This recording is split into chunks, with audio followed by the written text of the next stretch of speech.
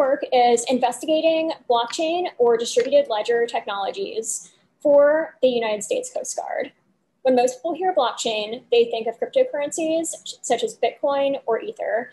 But recently, more industries have been embracing blockchain as a way to enhance their supply chain visibility, automate certain financial processes, or validate digital ownership.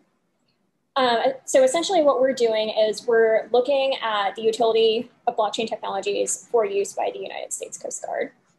I'll start with a little bit of background.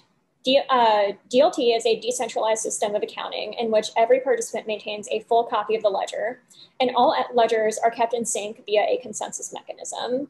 Blocks store sets of transactions. The blocks are joined by cryptographic links, which prevent tampering with past transactions. The entire ledger is made up of these linked blocks, hence the term blockchain. An asset is any currency or object maintained by a DLT.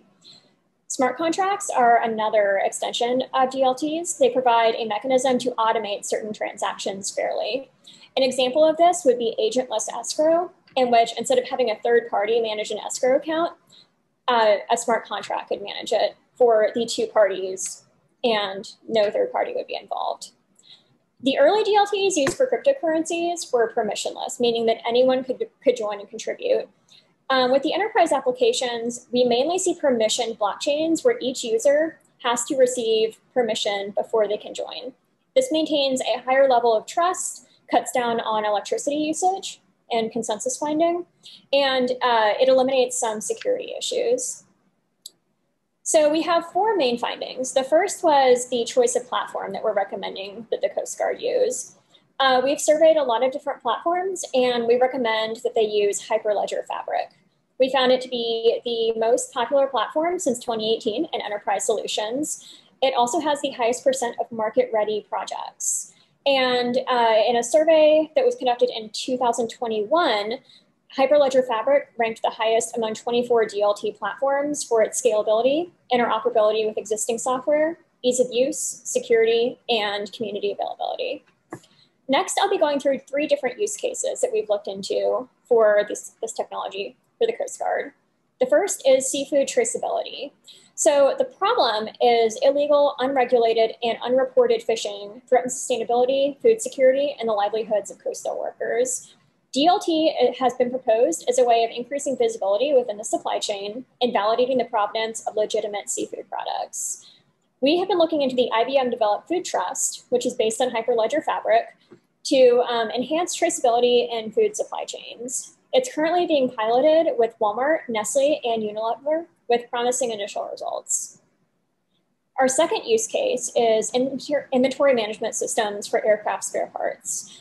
The problem is that aircraft spare parts management requires extensive record keeping to ensure that all parts are safe and airworthy, to the point where these operations are not scalable because it requires so much paperwork and so many people to process each listing. We found a solution where Honeywell has implemented a blockchain-based market called Go Direct Trade. The blockchain allows them to automate a lot of the record keeping, which makes their website more scalable than anything else on the market. Use case 3 is counterfeit detection in pharmaceuticals. The problem is up to 10% of the world's pharmaceuticals are counterfeit, which poses serious and sometimes lethal risks to patients. Additionally, the issue is compounded by a fragmented supply chain, which makes recalls more difficult once a fraudulent drug has been identified. We're looking into MediLedger, which is also based on a Hyperledger Fabric, as a system to allow patients and health officials to track drugs throughout the supply chain to ensure that they are authentic and safe. It's currently being tested by Gilead, Bayer, and Pfizer with promising initial results. So in conclusion, we have found that this technology holds some promise for helping the missions of the United States Coast Guard. We have summarized our reports, including a more extensive look into all of the use cases and the current technologies available, and a much more detailed explanation of our choice of platform. That is my talk. Thank you for your time, and have a good day.